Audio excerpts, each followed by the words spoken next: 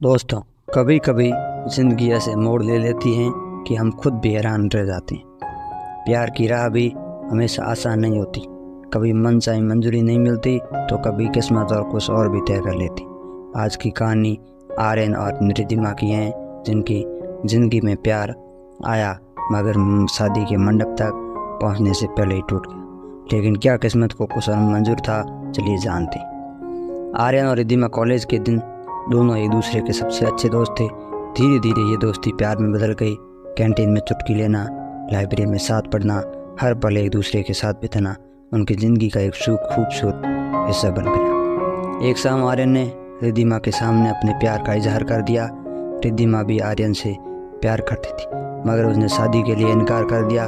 उसके परिवार की मंजूरी नहीं थी और वो आर्यन का करियर दाव पर नहीं लगाना चाहती थी। आर्यन टूट गया। रिद्धिमा की बात मानते हुए उसने पीछे हटने ही बेहतर समझा। दोनों की ज़िंदगी अलग रास्तों पर चल पड़ी। आर्यन ने पढ़ाई पूरी की और नौकरी करने लगा, वह रिद्धिमा ने अपने परिवार की मर्जी के अनुसार शादी कर ली। सालों बीत गए। एक दिन आर्यन ऑफिस से लौट रहा था। रास्ते में उसे एक व्यक्ति जो गिटार बजा रहा था। गाने के बोल कुछ ऐसे थे कि प्यार की धारा कभी सूखती नहीं, मोड़ बदल लेती हैं मगर रुकती नहीं। आर्यन रुक गया। ये गाना उसे अपनी और रिद्धिमा की कहानी से जोड़ गया। क्या सच में प्यार का कोई दूसरा मौका होता है, ये सोच कर चला गया। कुछ समय बाद आर्यन की ज़िंदगी में एक नया मोड़ आया। उसे रेलवे में टिकट कलेक्टर की नौकरी मिल गई। नया शहर, नया काम। आर्यन धीरे धीरे अपनी ज़िंदगी में आगे बढ़ने लगा। एक दिन उसकी ड्यूटी जयपुर से दिल्ली जाने वाली ट्रेन में थी। ट्रेन चल पड़ी।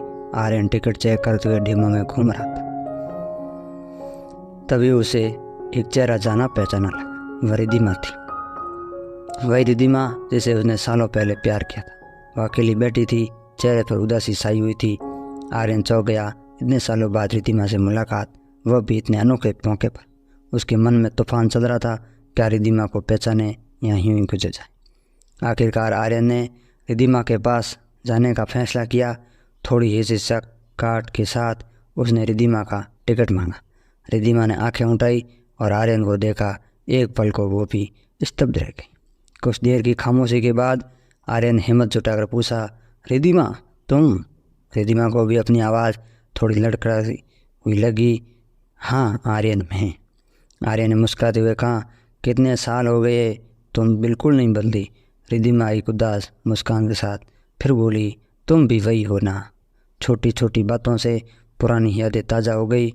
कॉलेज के दिन, कैंटीन में चुटकी लेना, लाइब्रेरी में साथ पढ़ना, जो पल जब आर्यन ने अब पहली बार प्यार का इजहार किया था, दोनों बातों में खोए चले गए, जैसे बीते सालों का कोई फासला ही न रहा। आखिरकार आर्यन ने हिम्मत जुटाकर पूछा, तुम ठीक तो हो ना रिद्धिमा? कुछ परेशान लग रही हो। रिद्धिमा ने गहरी सांस ली और कहा, कुछ ठीक नहीं चल रहा है आर्यन। शादी के बाद चीज़ें वैसी नहीं रही जैसी सोची थी। आर्यन चुपचाप सुनता रहा। रिद्धिमा अपने दिल का हाल बताती रही। पति से मनमुटाव, ससुराल में तालमेल न बैठना, वो सारी खींचताना जो उसकी ज़िंदगी का हिस्सा बन चुकी थी। रिद्धिमा की बातें सुनकर आर्यन को भी अपना दुख याद आ गया। उसने बताया कि कैसे उसने रिद्धिमा के इनकार के बाद खुद को संभाला और एक नई ज़िंदगी शुरू की। दोनों घंटों बातें करते रहे। उनके सपने क्या थे, ज़िंदगी ने उन्हें कहाँ ला खड़ा किया। वो सवाल जो सालों से उनके मन में थे अब सामने आ गए, मगर एक सवाल का जवाब अब भी बाकी था। आखिरकार ट्रेन दिल्ली स्टेशन पर पहुंच गई। रिद्धिमा का स्टेशन आ गया। दोनों जानते थे कि विदाई का वक्त, मगर एक अनकैसी खींचताना थी। सालों बाद मिले थे, मगर किस्मत उन्हें फिर से मिलेगी या नहीं, ये सवाल किसी के पास नहीं था। आर्यन ने रिद्धिमा का सामान उठाया और उसे ट्रेन से उतारा। स्टेशन की भीड़ के बीच वो दोनों एक दूसरे को देखते रहे। कुछ देर चुप्पी के बाद आर्यन ने धीमे से कहा, रिद्धिमा शायद ये रिश्ता प्यार का न बन सका, मगर एक सच्ची दोस्ती तो कायम है। अगर कभी कोई परेशानी हो तो मुझे मत भूलना। रिद्धिमा की आंखों में एक चमक आई। उसने हल्का सा मुस्कुराते हुए कहा, धन्यवाद आर्यन। ट्रेन छूटने वाली थी। आखिर बार एक दूसरे को देखते हुए रिद्धिमा विदा लेकर स्टेशन से बाहर की ओर चली गई। आर्यन वहीं खड़ा रहा, उसे जाते हुए देखता रहा। उसके मन में कई सवाल थे, लेकिन जवाब सिर्फ वक्त के पास था। आर्यन स्टेशन में ही ऑफिशियल कार्यों में लग गया।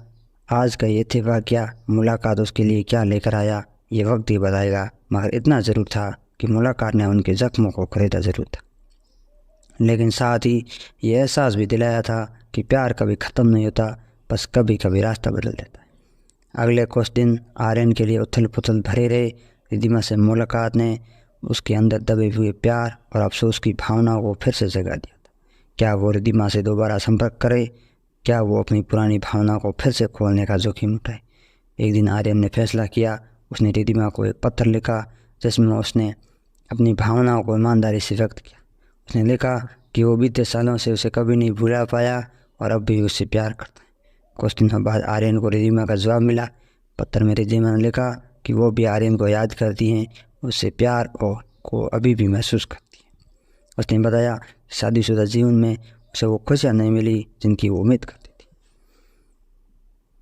पत्र पढ़कर आर्यन की खुशी का ठिकाना नहीं रहा। उसने तुरंत रिद्धिमा को फ़ोन किया और उन दोनों ने घंटों का बात की। उन्होंने एक दूसरे को अपनी ज़िंदगी के बारे में सब कुछ बताया। कुछ हफ्तों बाद आर्यन और रिद्धिमा ने मिलने का फैसला किया। वे एक पार्क में मिले जहाँ उन्होंने घंटों बातें की, एक दूसरे के साथ हंसी मजाक किया। मुलाकात के बाद आर्यन और रिद्धिमा दोनों को एहसास हुआ कि उनके बीच का प्यार अभी भी मजबूत है।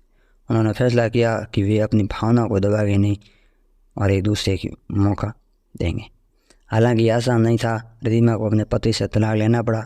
उसे अपने परिवार और समाज का भी काफ़ी विरोध सामना करना पड़ा, लेकिन आर्यन और रिद्धिमा अपने प्यार के लिए लड़े, सबका सामना किया और अंततः वे एक साथ रहने में सफल हुए। कुछ सालों बाद आर्यन और रिद्धिमा खुशी खुशी शादीशुदा जीवन जी रहे थे।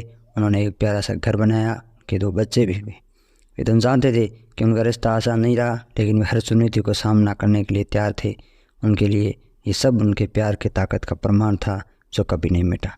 ये कहानी हमें सिखाती है कि प्यार कभी ख़त्म नहीं होता। ये समय के साथ बदल सकता है, रास्ता बदल सकता है, लेकिन इसकी भावना हमेशा बनी रहती है।